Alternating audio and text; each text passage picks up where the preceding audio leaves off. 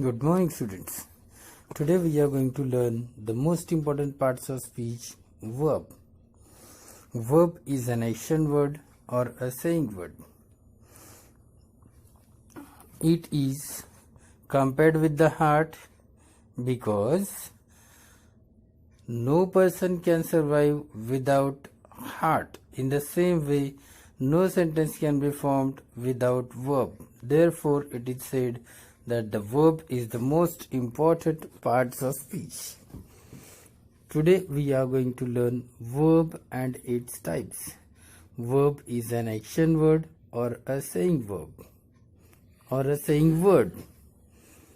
In Marathi, there is ne at the end of the word as रडणे, लिहिणे, वाचणे, खेळणे. All of these are action words. When we translate them into English, that is verb. In Hindi, there is na at the end of the word, like likhna, padhna, rona, khana.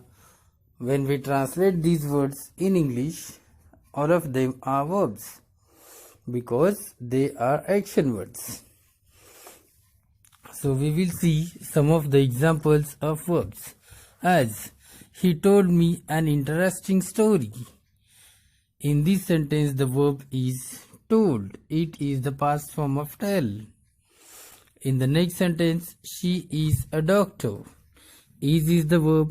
In the third sentence, this boy seems tired. The verb is seems. All of these are action words or verbs. So, these are known as verbs. A verb can be one word or more than one word. It comes after the subject. Generally, the verb is used after the subject in the sentence. There are two kinds of verbs.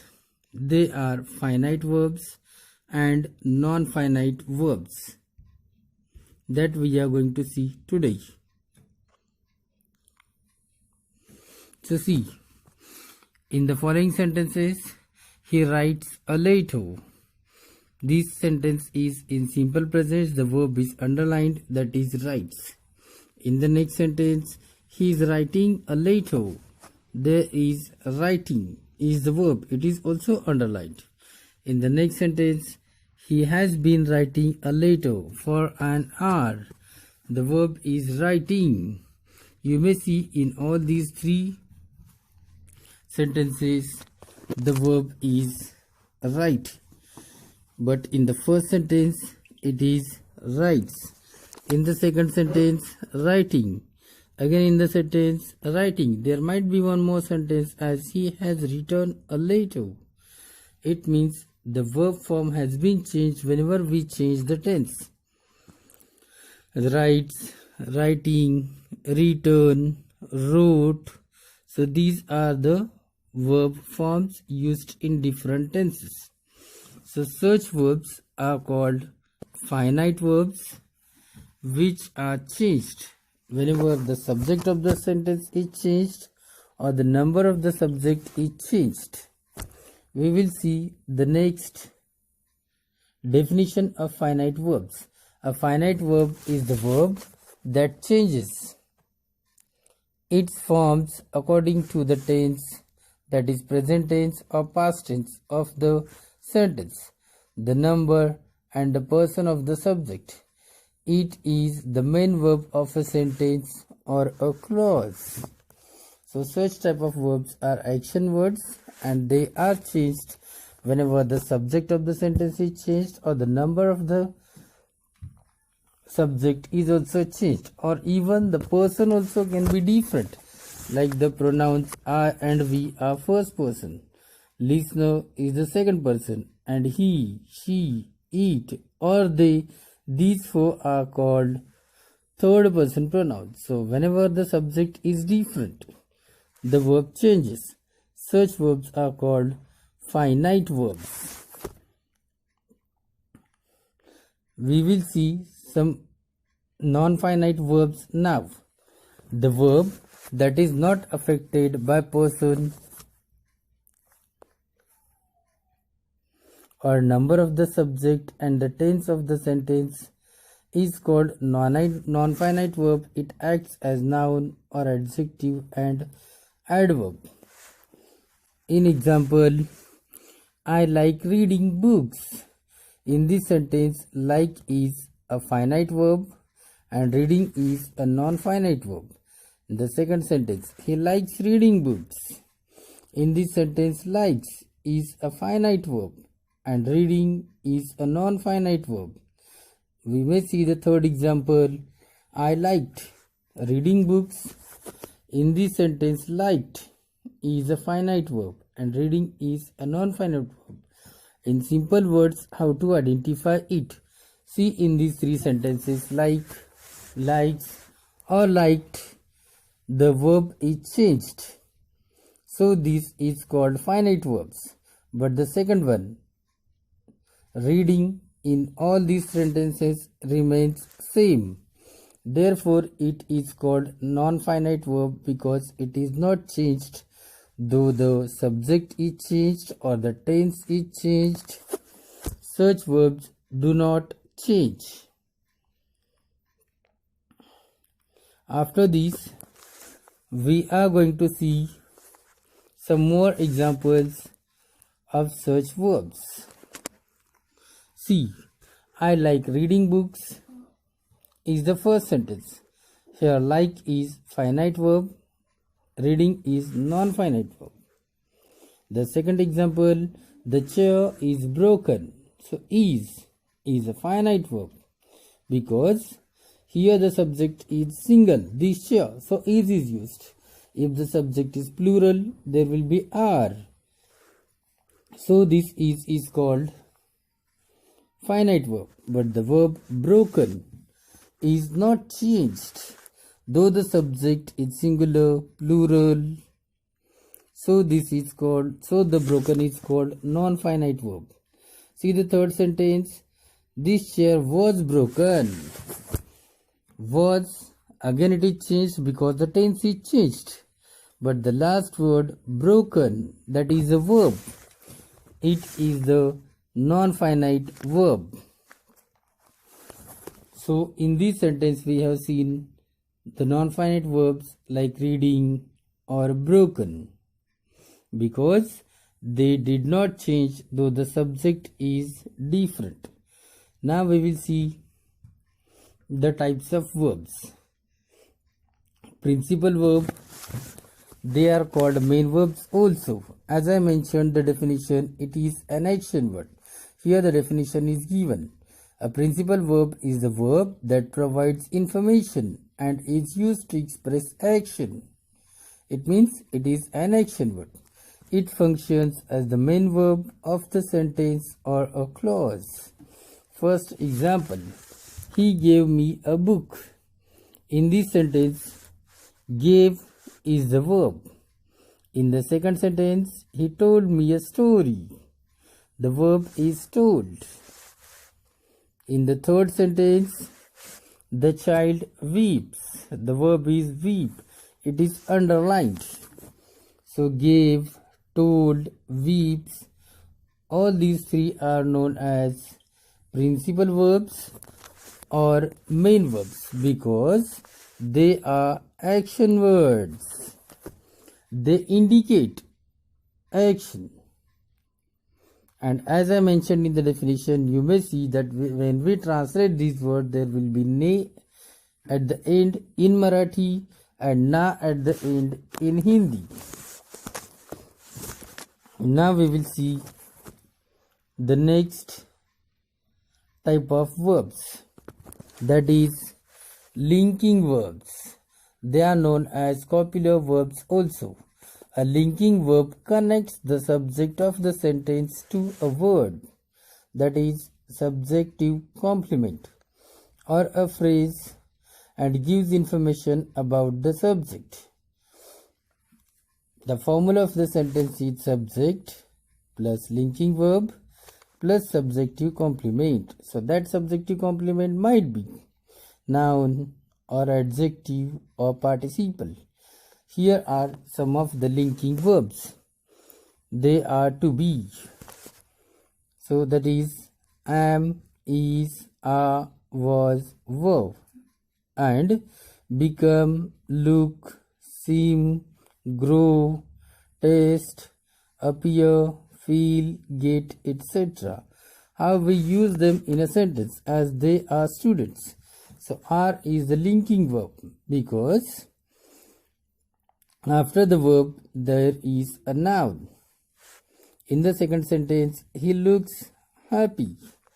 In this sentence also, the next word of the verb is happy. It is an adjective. So such verbs are called linking verbs. We'll see the next. That is auxiliary verbs. They are known as helping verbs also. Auxiliary verbs are the verbs that are used to help the main verb to express its meaning in accordance with tense or mood. There are two types of auxiliaries. The first is called primary auxiliaries. Mainly there are three primary auxiliaries. They are to be, to have and to do. The forms of to be are am, is, are, was, were.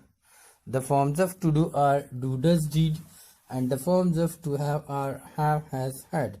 They are called primary auxiliaries because they can work as a main verb as well as helping verb also. You may see the following examples. They are playing. In this sentence, are is the helping verb and playing is the main verb. In the second example, I have finished my work. Have is the helping verb and finished is the main verb. You may see the next example here. I have a dog. There is only one verb, that is have. It means it is a main verb. So see the second sentence. I have finished my work. Have is a helping verb and in the sentence I have a dog. This is a main verb. We will see the next type of auxiliary, that is called modal auxiliary. A modal verb is verb that is used with the main verb to indicate mood or tense. Such type of modal auxiliaries are can, could, may, might, will, would, shall, should, must, ought to, need, used to. They are called secondary auxiliaries also. They are used in a sentence before the main verb. See the first example. You can jump. In this sentence, jump is the main verb and can is the helping verb. It shows the present ability. So, can is a modal auxiliary. In the second example, it may rain today. So, may is the modal auxiliary. It shows the possibility. We'll see the non-finite verbs. They are infinitive. An infinitive is a verb form that acts as a noun or an adjective or a verb in a sentence. It is very easy to find out the infinitive. In the given sentence, there is to and after that there is the present form of the verb. Here are some examples. To play, to eat, to write, to buy.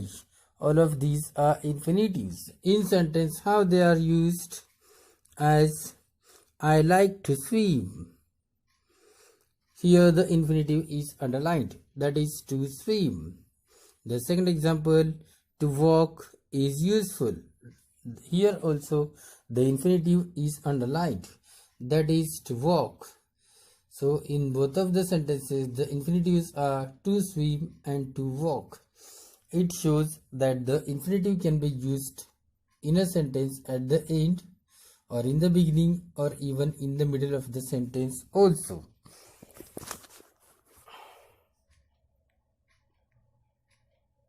The next type of non-finite verb is gerund.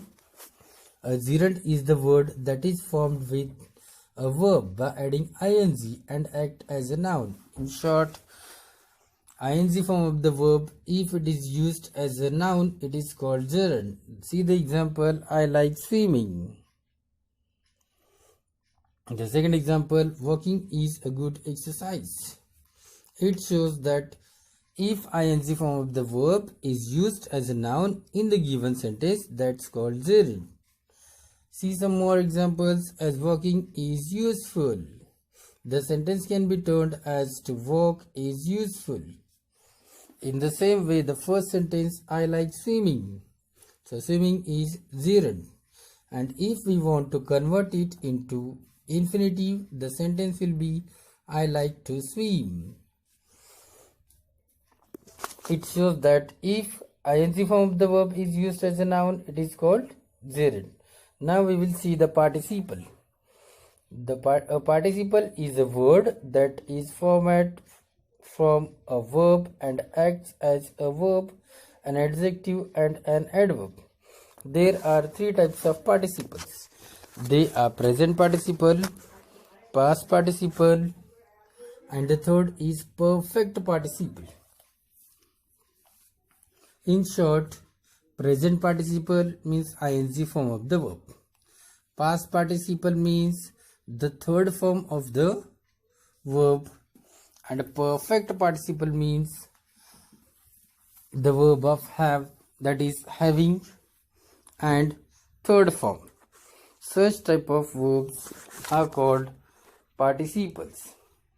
So students, today we have seen that there are three types of participles, and now we will see the examples of these participles. The first, present participle, that is base form of the verb plus ing. Example, hearing, jumping, seeing, walking, etc. are called the verbs,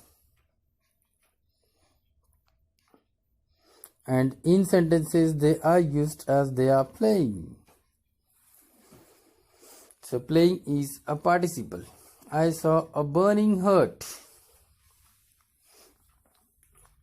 Here also the underlined word burning is called a participle.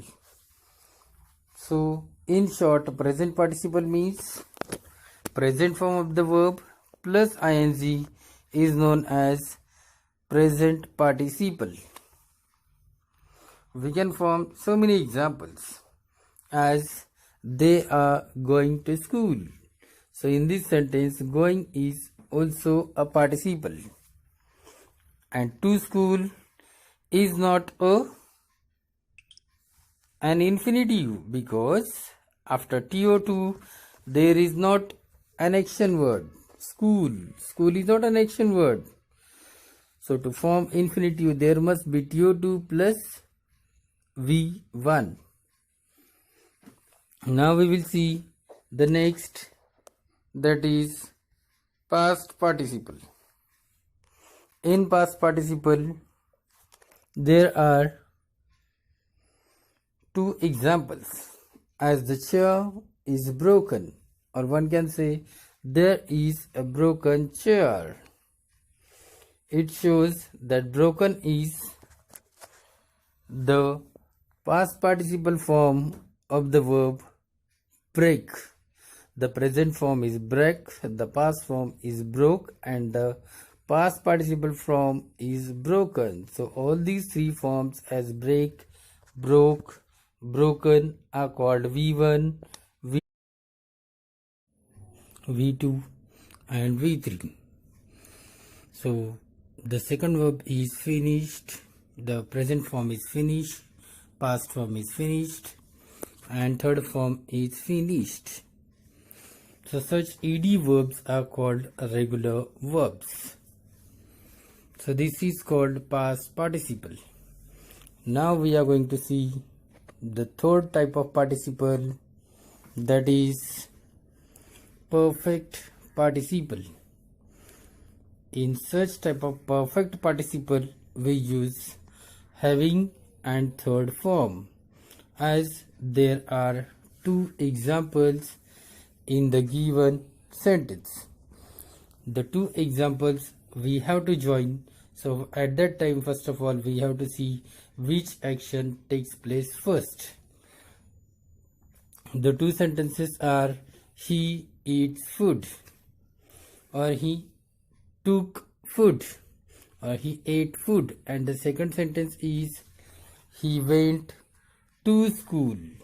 So see in the sentences, he took his food, he went to school. In this sentence, first of all, we have to see which action takes place first. Taking food, that is having food, it means eating food. So that should be used as having taken food, he went to school. It means taken is called perfect participle. So these are the third type of participle. So students, today we have studied verb and its types, like main verbs, auxiliaries, modal auxiliaries, and again the verbs are divided in two types: finite verbs and non-finite verbs. Finite verbs changes its form when the subject or the tense is changed, and non-finite verbs do not change its form though the subject or the number of subject or the tense is changed. So in this way we have studied the verbs. Thank you.